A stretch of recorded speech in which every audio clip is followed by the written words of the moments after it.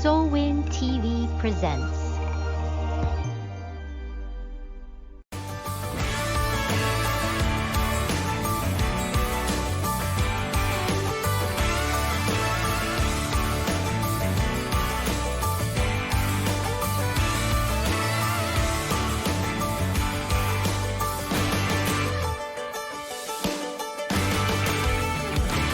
Faith and Hope with Sweet Tea Sass, encouraging couples to reconnect with God and with each other so they can live their happily ever after too.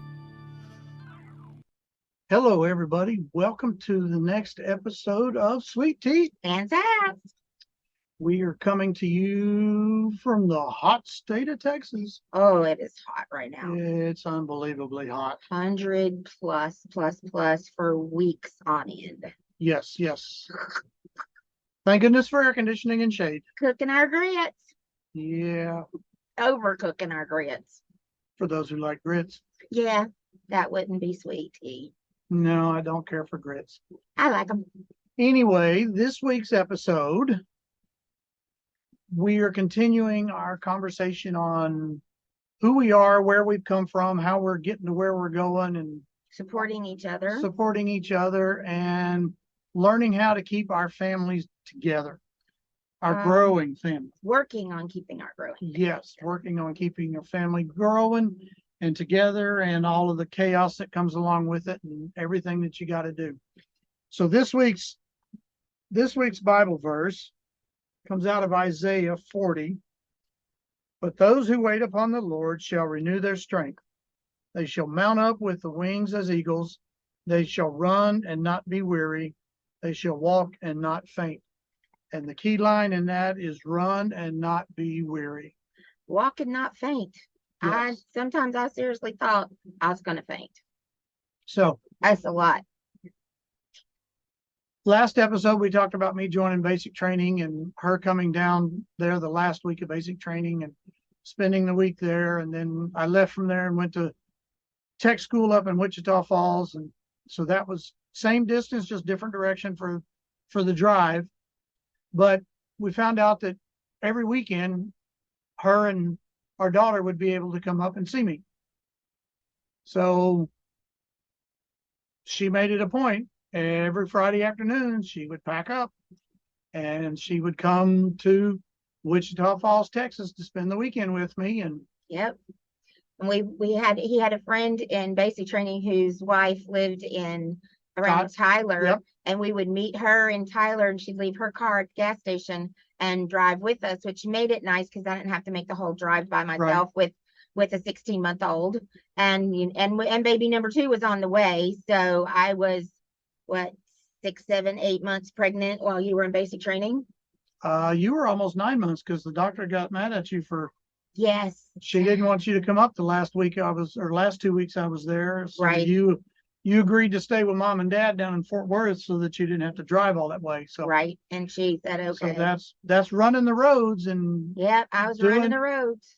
doing what we had to do to ensure that we stayed connected as a couple. Yes, and that our little family stayed intact and close as a family.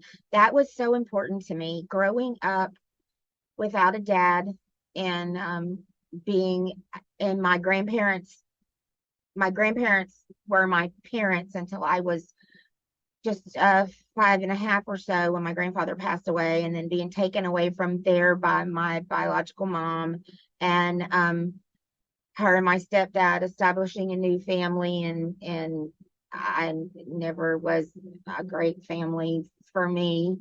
And so it was just very super important to me to keep our family intact and close. Yep. And to keep those relationships going. And our little family of Megan, who was 18, 20 months, and us, we'd been married about 3.5, 4 years.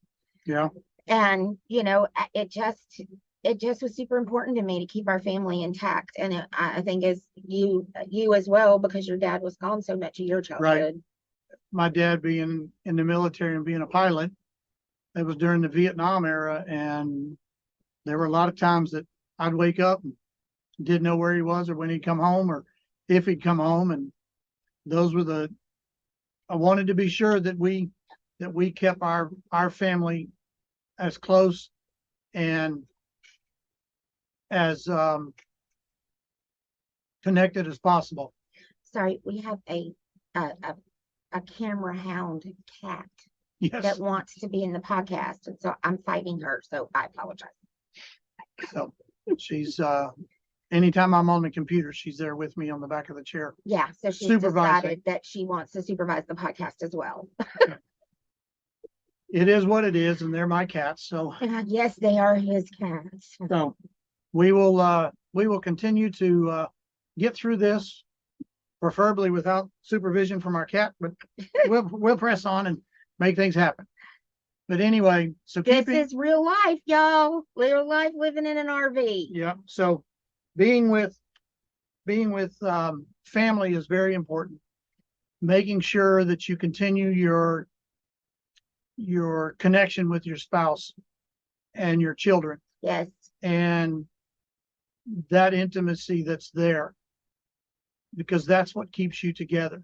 That's what maintains the love and the trust and the respect Bonds. and the bonds that grow stronger each and every time that you see your spouse and your child. And it's too easy to get complacent with when you are doing the day in, day out stuff. Especially when you're talking about something like the military or a job where you travel and you have to be gone a lot. Right. It is really easy to get complacent and not keep those relationships intact. And it is so important. And not just for you as a couple, but for your children. Right. It is so important that you keep that family unit together and that your children know that you have a strong bond between the two of you and a strong bond with them as well. Right.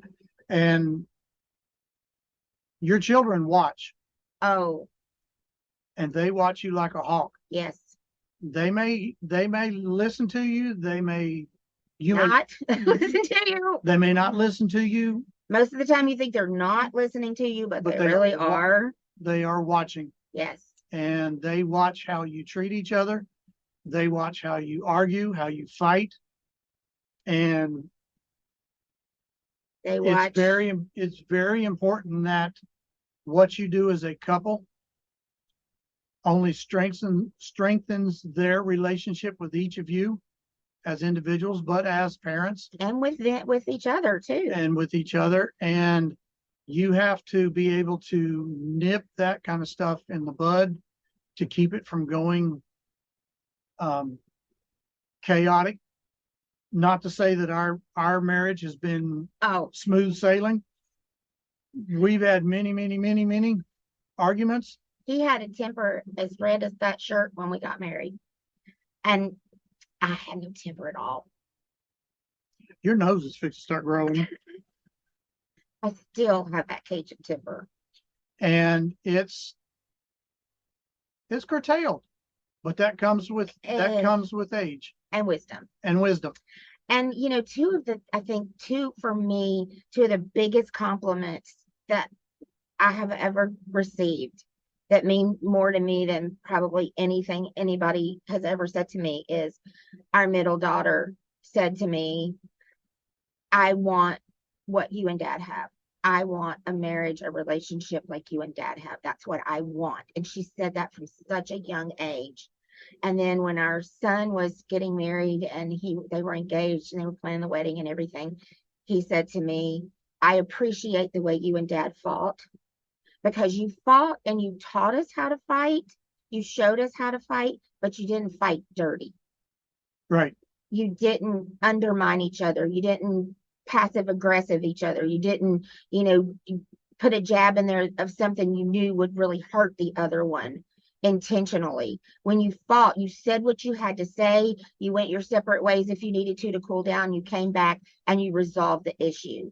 And I want to model that. And when you have your kids say to you they want to model what you did, that's huge. Yep. Huge. That's like I can't imagine a bigger compliment. Neither can I.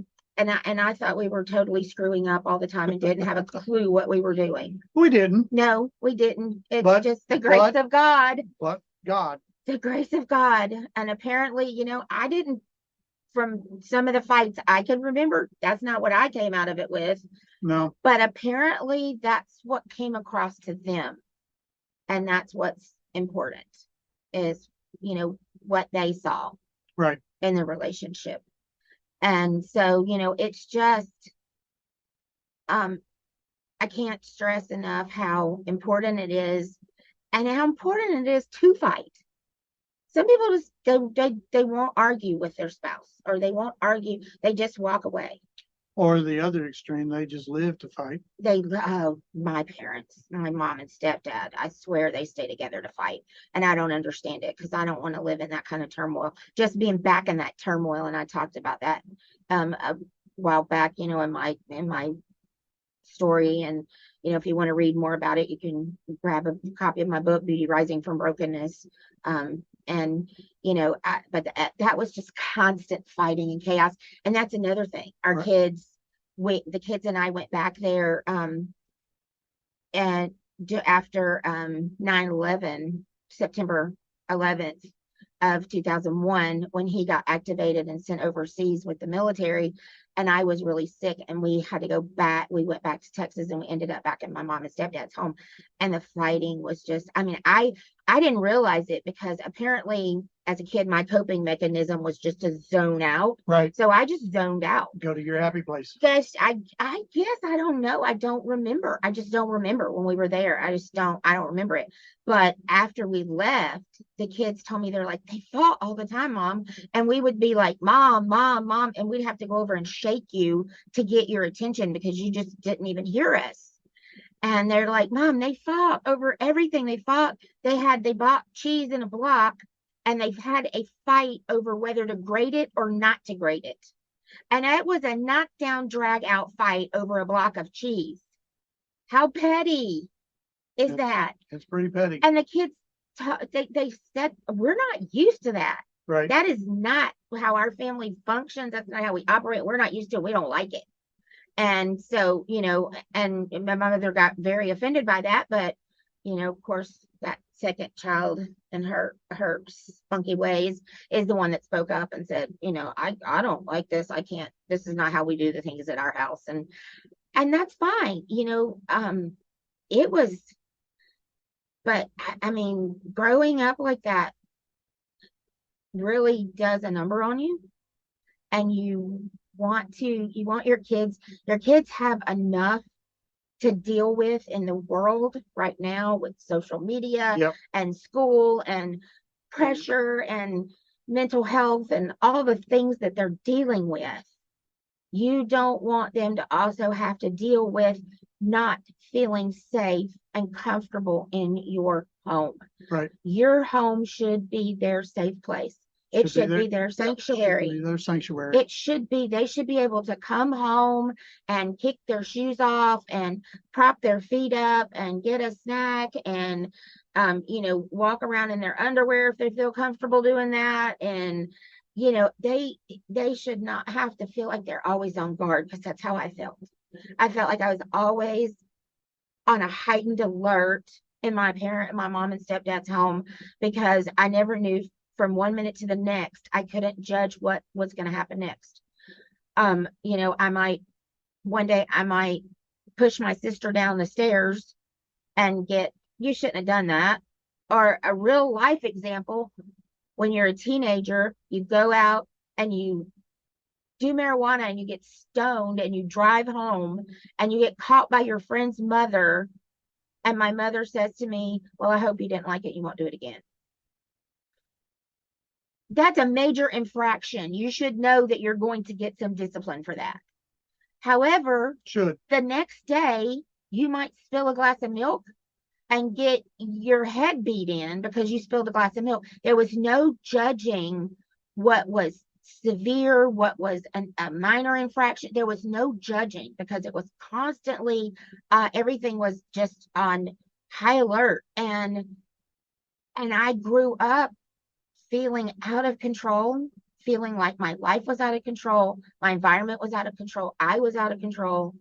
And I know you grew up in a similar way. Yeah, somewhat similar. I mean, my dad was being an Air Force officer, and Don't blame it on the Air Force. but my It was dad, his choice my dad's to repeat.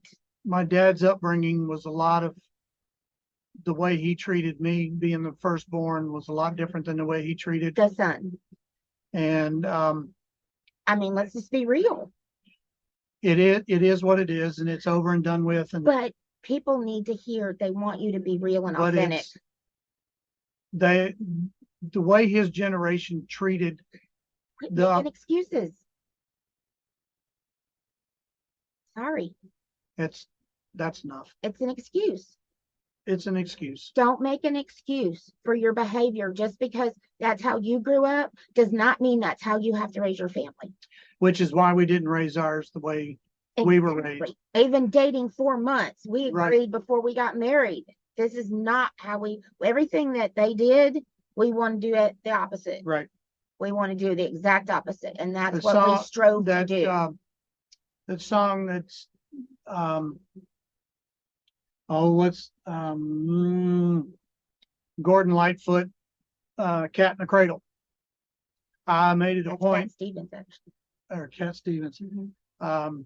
But I made it a point that I was not going to be like my dad, and I'm not like my dad. No, you're And not like your I dad. did not raise my kids the way my dad raised No. us. And And I made the choice to ensure that I was not raising my kids the way I was raised. right. And you had And enough that's- forethought to put in safeguards to Right. say, I do have a bad temper. So if the children need Discipline. discipline, You got I it. need you to do it. Right. And I was willing to accept that. I But that was also, discussions that we had before we got married. and after we got married, Yeah. and when we were expecting, but but it's and that's generational. It was generational in my family, it's Yep. generational in his family, and it's a choice. Yep. You choose to stop the generational curses. You choose to stop the pattern that has gone on. And we both made a choice that we were going to choose to do this, to do differently. We were going to choose to be different. And that's why I say don't make excuses. An excuse is nothing. Yeah. As one of our favorite mentors says, an excuse is nothing. It's nothing. It's you giving yourself an out for something you weren't going to do anyway. So don't make excuses. Make a choice.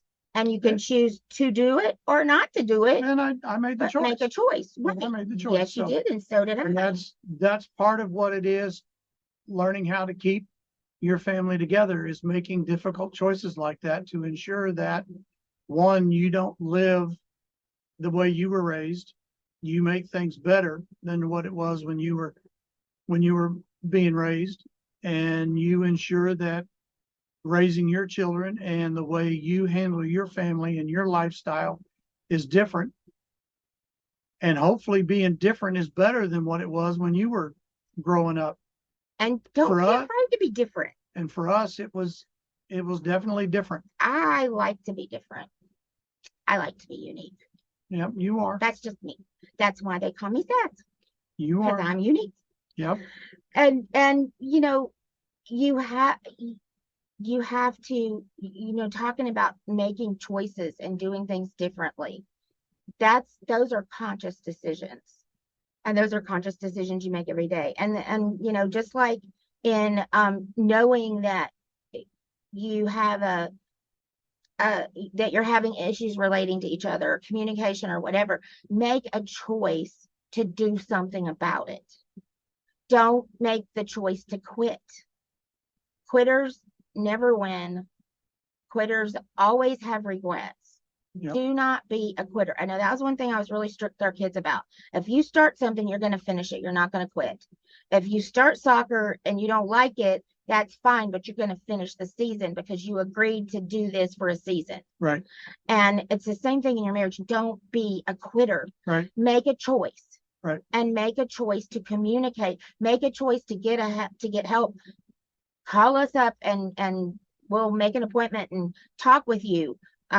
We'll do a reboot with you. We'll, next marriage retreat, we'll let you know. Reach out to us. Make a choice to do differently. If your parents quit on their marriage, if they quit on their family, or one of them quit or whatever, don't repeat that cycle. Make a different choice. Right. The only way you're going to change anything is to make a different choice. You always and do not what you've quit. always done. You're always going to get what you've always got. Yep, exactly. So it's choices are what you have to make daily. I mean, you choose whether or not you're going to get out of bed. You choose what clothes you're going to wear, unless you're in the military, and then you stuck wearing the uniform, whether it's fatigues or blues, but you're still wearing a uniform. But you have choices every day. We make a million little choices we don't even realize. What are you going to eat? Where are you going to eat? It's what are you choices that become so habit forming that you don't realize you're making those choices. Yeah, it's subconscious, and it needs to be conscious. And your choices that you make, especially when it's concerning family and kids and your spouse and yourself, you have to physically make conscious choices to determine that you're going to do better, that you're going to do great things, that you're going to do To not be selfish. to not be selfish, to do worthwhile things, to improve where you live, to improve how you live. These are all choices that you need to make. Right. And I mean, we as human beings in a sinful, fallen world, we will make a choice to be selfish every single time. Yep. And we have to fight to not make that choice, and to make the choice to put other people first. Right. And so, think about your choices. And right now we want you to choose to do the YouTube stuff. Right. Which is subscribe, like, share, and follow us on YouTube. Comments, follow our channel. Content coming every week, new content coming out every week. We've got a challenge coming up. Yes, got a challenge coming. So we've got a marriage challenge coming up. You want to definitely get in contact with us. jclaman@icloud.com, elizabeth@elizabethclaman.com. All the social media, Arnold Claman or Elizabeth Claman on all social media. Reach out to us. Let us get you on that mailing list so that you can find out about the challenge, because that challenge, that 5-day challenge, is free, and it will make your marriage better.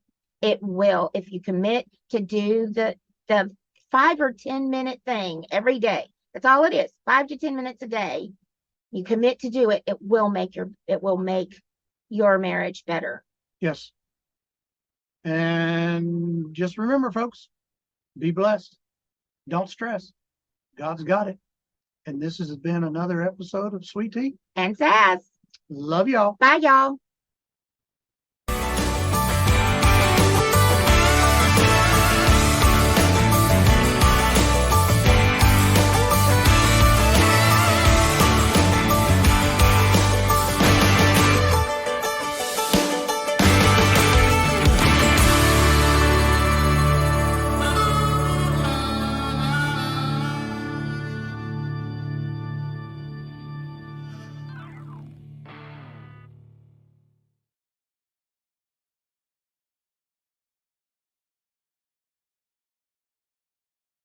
Are you feeling broken or lost? Are you struggling to find a community of like-minded women? Come join us on Soulwin, Shining Our Light Women's Inspiration Network. Soulwin women have come out victoriously from their dark places and now use their God-given gifts to shine their light to the whole world. Get your free 30-day trial today. Go to www.soulwin.tv to subscribe now.